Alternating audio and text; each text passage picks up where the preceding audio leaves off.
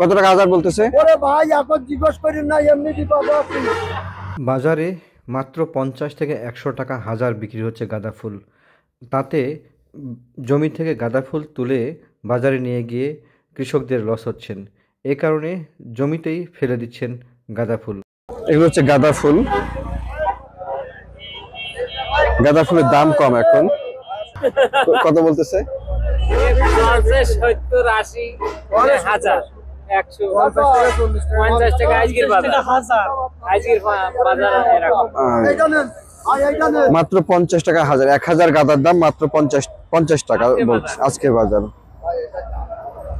মানে এই গাঁদা চাষ করে এবার এখন কৃষকরা অনেকটাই লোকসানের মুখে আছেন। গতকালকে দেখলাম যে অনেক কৃষক গাঁদা ফুল ফেলে দিচ্ছেন ভেঙে জমিতেই।